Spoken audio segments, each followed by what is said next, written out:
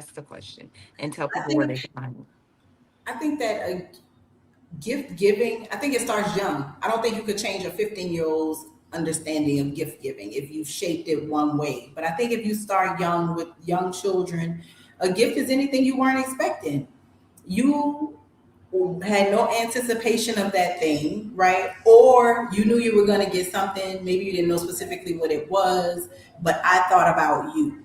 I bought this because I was thinking of you, right? I love you. You are a person that I care so deeply for. I went around. I could have been at the crib, right? I surfed the web for hours on hours, or I went and rode around town looking for this gift, especially for you. I think that it starts there. I think that kids understanding that you were considered, I considered you in the moment that I purchased this gift, and however you make them understand that. Because it's with any behavior, with they acting out, whatever they're doing, by the time they're a teenager, correcting that behavior is really on them. It's not for the parent to correct that behavior at that point. So I think starting young, I think a good idea I used to do with young kids for Christmas was the Secret Santa, and have everybody give a gift, everybody, like collective gift giving, so that they understand what it is. I do not think plying children with gifts is ever a good idea. I will never suggest doing that. Where can people find you?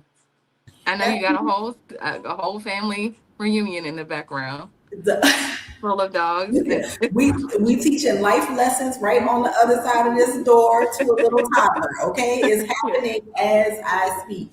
You can find me at that Instagram handle right there on the screen. That's my name, forward or backward forward, and then the underscore on the end. I am in the process of reflecting on a book that I wrote almost 10 years ago about a time when I was a teenager who was led astray, doing things I ain't had no business doing, and how I got back to myself. So if you want Oh, to learn them jewels that I learned, go ahead and follow me over there. I'm gonna start dropping. The anniversary is August. The anniversary of the book release is in August. I'm going to mhm. start dropping the knowledge in July. See y'all then. Yeah. I'm gonna say that I read Stranger Than Fiction in one sitting. I was like, let me see what she's talking about. It's somewhere in here. But I was like, let me see what she's talking about. I got on a plane, baby.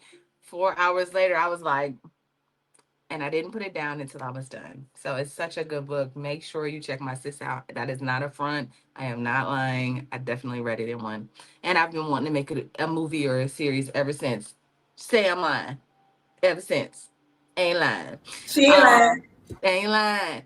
All right. So my question for you is along those same lines, Dr. Angeline, and if we just can be a little bit more concise, is around gratefulness and teaching our children, or teaching people in general, teaching our nieces, our nephews, our just the kids that are in our lives, what gratefulness truly looks like. What would you say? So again, as it was stated earlier too, recognizing that no one owes you anything and no one has to give you anything. But I also think teaching gratefulness is also done through service, Mm, right? That was one thing that we had to do. We had to serve our communities. We had to serve dinner or serve breakfast or go when where kids didn't have Christmas gifts, right? And go serve. So I think that was a part of teaching us how to be grateful for what we did have. So that would be my response. And shout out to you, Latoya. I heard you say hello. Thank you. I am Dr. Angeline Dean. I could be found at intersystems.rock with a Z on the end, or at info@melanatedneurons.com. yes, but make sure you put it in the chat because that's a mouthful and a type Okay. full. So make sure you put it in the chat. All Okay. right. My final thought is this along the lines of gratefulness. I'll add to gratefulness and to gift giving with just like learning the balance and just learning to say no.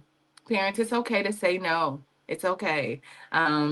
Sometimes we do want to overcompensate for the things that we didn't get, or we feel bad because it's like, dang, I really wanted to get her this, or I want to see the smile. There's no greater high, and I think that's the problem, than seeing our children be happy. You see them, you give them a gift. And my daughter just happens to be, that's her love language. She loves to receive gifts.